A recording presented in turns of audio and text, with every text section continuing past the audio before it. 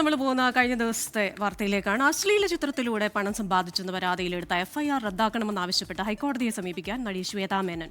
അമ്മ പ്രസിഡന്റ് തെരഞ്ഞെടുപ്പ് നടക്കാനിരിക്കെ ഉയർന്ന പരാതിയും കേസും ഗൂഢലക്ഷ്യത്തോടെയാണെന്നാണ് ശ്വേതയുടെ വാദം. കേസിന് പിന്നിൽ സംഘടനയുടെ ഒരു വിഭാഗം തന്നെ എന്ന് ചൂണ്ടിക്കാട്ടി മറ്റൊരു വിഭാഗം നിയമ നടപടികളിലേക്ക് പോകുമെന്ന് വ്യക്തമാക്കിയിരുന്നു. ആൻ മരിയ സണ്ണി കൊച്ചിയിൽ നിന്നും ആ വാർത്തയുടെ വിവരം വെച്ചിരുന്നു. An, good morning. ഇന്നലെ ഈ പരാതിക്കാരൻ നമ്മുടെ എൻകൗണ്ടറിൽ ചർച്ച പോകുന്നതായിരുന്നു. ചിരിച്ച് പള്ളകൂച്ച എന്നൊക്കെ പറയില്ല, അതുപോലായി എന്ന് പറഞ്ഞാൽ യാതൊരു അടിസ്ഥാനവും ഇല്ല, വെറുതെ എന്തൊക്കെ എഴുതിക്കൊണ്ട് പരാതി കൊണ്ട് കോടതി കൊടുത്താണത്. അപ്പോൾ ഇതടക്കം അപ്പോൾ ഇതടക്കം ചൂണ്ടിക്കാട്ടി ആൻ കോടതിയിലേക്ക് ശ്വേത പോവുകയാണോ എന്ന് പറഞ്ഞു കഴിഞ്ഞാൽ ശ്വേതയ്ക്ക് ആ പരാതിയിൽ ഉന്നയിക്കാൻ വാലിഡായ കുറെ പോയിന്റ് ആ പരാതിയിൽ തന്നെ ഉണ്ട്.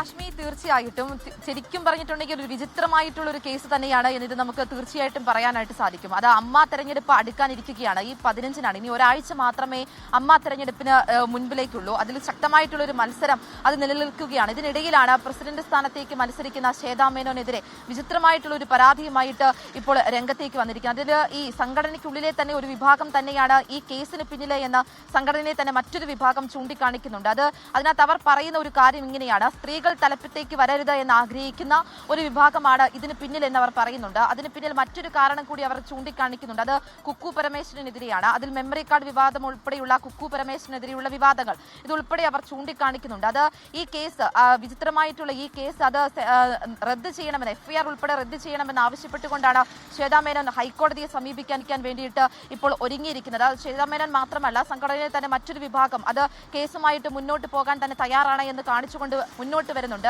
ഈ ശ്വേതാ മേനോന് സംഘടനയിൽ തന്നെ നിരവധി കണക്കിനുള്ള സപ്പോർട്ട് ഉണ്ട് എന്ന് നമുക്ക് ആദ്യഘട്ടത്തിൽ തന്നെ ശ്വേതാ മേനോൻ മത്സരരംഗത്തേക്ക് ഇറങ്ങിയപ്പോൾ മുതിർന്ന താരങ്ങൾ ഉൾപ്പെടെയുള്ളവർ ഈ ശ്വേതാ മേനോന് പിന്തുണയുമായിട്ട് മുൻപോട്ട് വന്നിരുന്നു. ഇതിനിടയിലാണ് ഈ രീതിയിൽ ഒരു കേസ് വന്നിരിക്കുന്നത്. ആ കേസിൽ ഹാഷ്മി സൂചിപ്പിച്ചതുപോലെ തന്നെ ആ പരാതിയിൽ തന്നെ വ്യക്തമാണ് എത്രത്തോളം വിചിത്രമാണ് എന്നുള്ള കാര്യം.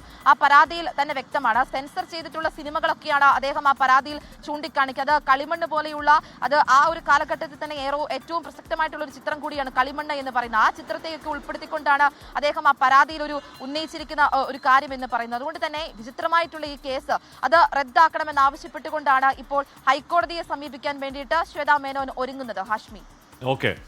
Ann Maria Sunny, thank you Ann Maria. അപ്പോൾ അതാണ് എന്ന് പറഞ്ഞാൽ ആ പരാതി വായിച്ചാൽ തന്നെ മനസ്സിലാവും. അത് മഹാവൃത്തിയിട്ട് എന്തൊക്കെ ആരാവണം നടത്തി എന്തൊക്കെ എഴുതി വെച്ചേക്കാണ്. ശ്വേതയ്ക്ക് അടിക്കാനുള്ള വടി അങ്ങോട്ട് കൊടുത്തിട്ടാണ് പരാതി കൊടുത്തിരിക്കുന്നത്. ശ്വേതാ മേനോൻ അറിഞ്ഞെന്ന് ഇറങ്ങിക്കഴിഞ്ഞാൽ ഈ പരാതിക്കാരനകത്ത് കിടക്കും. അമ്മാതിരി വൃത്തിയോടൊക്കെ എഴുതി വെച്ചിരിക്കുന്ന പരാതിയാണത്. അപ്പോൾ ശ്വേത വേണമെന്ന് തീരുമാനിക്കുന്നത്. ഇപ്പം നടൻ ദേവം പറയുന്നുണ്ട്, അറിയോ?